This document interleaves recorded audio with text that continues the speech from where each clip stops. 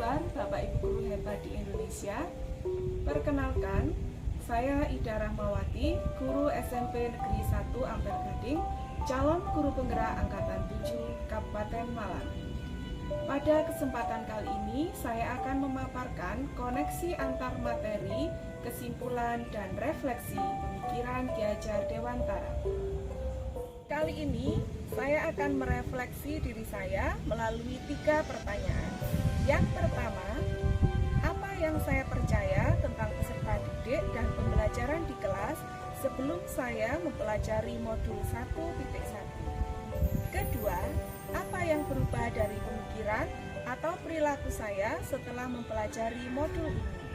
Ketiga, apa yang bisa segera saya terapkan lebih baik agar kelas saya mencerminkan pemikiran Ki Hajar Dewantara?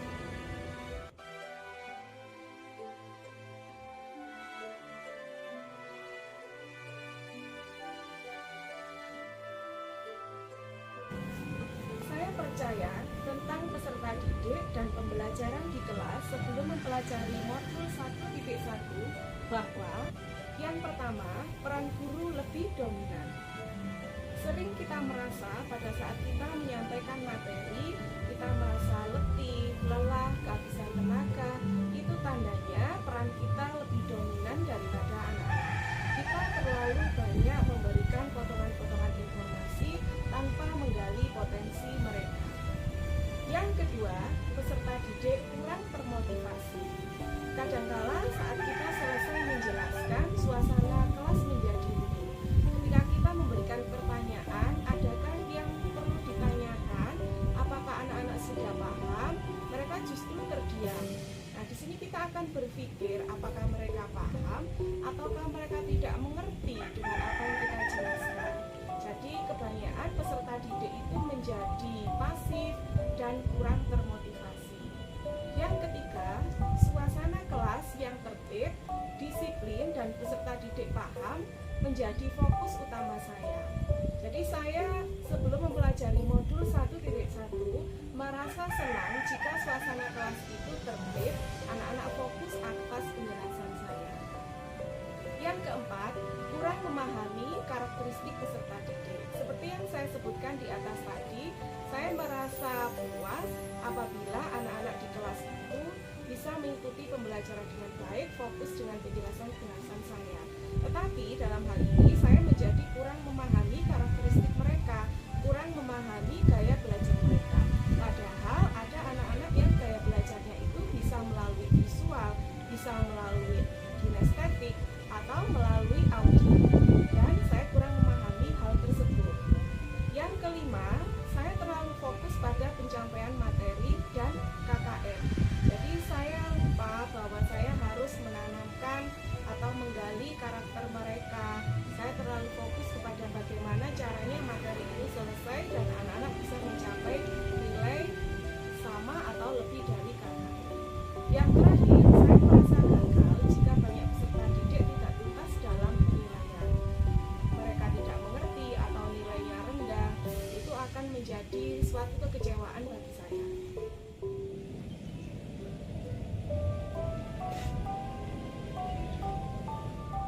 Perubahan dari pemikiran atau perilaku saya setelah mempelajari modul ini antara lain, yang pertama, pembelajaran berpusat pada peserta didik dengan memberi stimulus pertanyaan.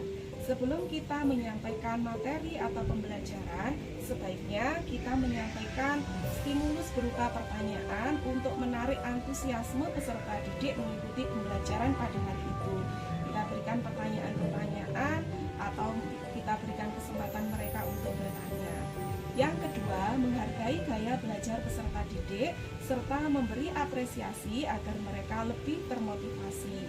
Kita berikan ke mereka kebebasan untuk belajar, bisa melalui visual, audio, atau kinestetik.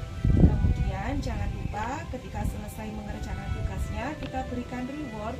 Hanya dengan pujian saja mungkin kita akan bisa memotivasi, menimbulkan rasa percaya diri, memberikan rasa bahagia agar mereka bisa mengikuti pembelajaran dalam suasana yang menyenangkan.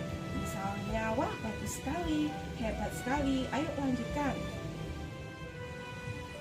Yang ketiga, pembelajaran yang kreatif, inovatif, dan berbasis teknologi. Anak-anak yang sedang belajar saat ini, mereka hidup di era 5.0. Sudah sewajarnya kita sebagai guru harus menyesuaikan dengan perkembangan zaman.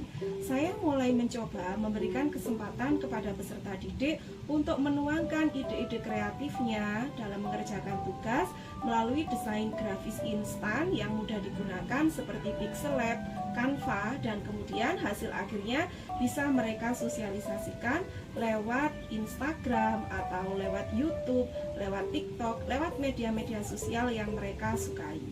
Yang keempat, memberikan kebebasan kepada peserta didik untuk menyelesaikan tugas sesuai minat, bakat, dan kreativitasnya masing-masing. Seringkali ketika guru memberikan tugas, banyak sekali pertanyaan dari anak-anak. Misalnya, Bu, apakah tugas itu harus sesuai contoh yang di depan? Bu, apakah saya harus mencontoh seperti gambar di sini? Nah, saya memberikan kebebasan kepada anak-anak untuk menuangkan ide-idenya, misalnya melalui gambar, melalui bercerita, bernyanyi, sesuai dengan kreativitas mereka masing-masing, agar mereka selalu merasa bahagia dan ingin terus belajar.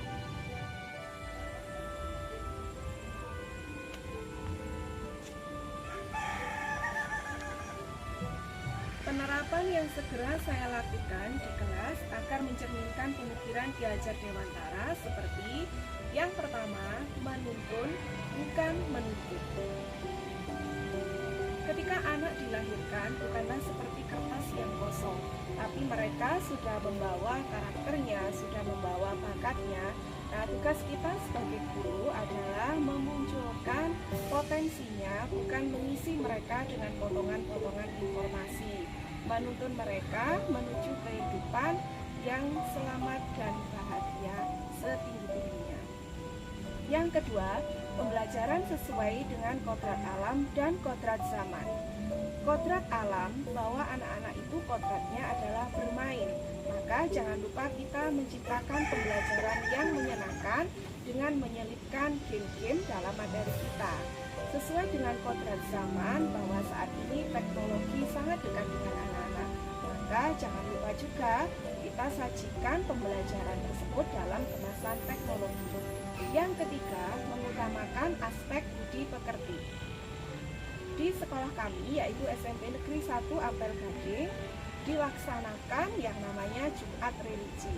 Di situ seluruh peserta didik yang beragama Islam akan dipandu oleh guru-guru yang beragama Islam, dan kemudian yang Kristen dengan guru agama Kristen, dan yang Hindu oleh guru agama Hindu. Bagi peserta didik yang beragama Islam, kami bekerja sama dengan pengajar dari FKPG Kecamatan Ampel Gading. Mereka melaksanakan mengaji bersama dengan menggunakan metode UNI. Selain itu, setiap hari kami menjadwalkan sholat zuhur berjamaah.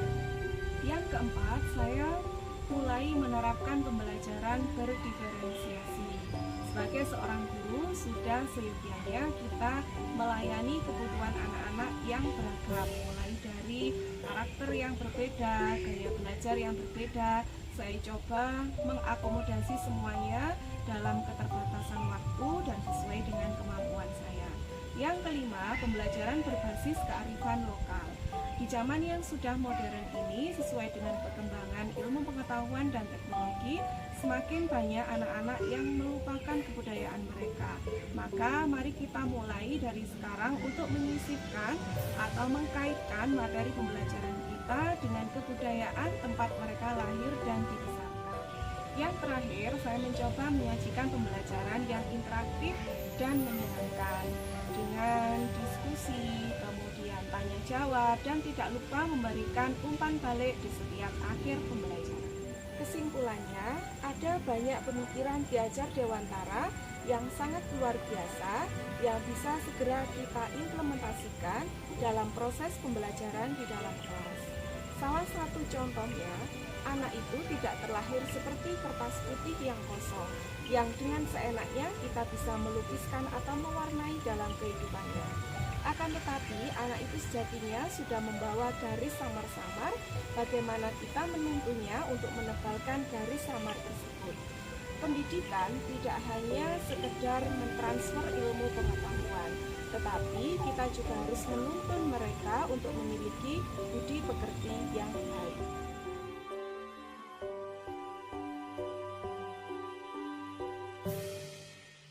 Demikian koneksi antar materi, kesimpulan, dan refleksi pemikiran Ki Hajar Dewantara.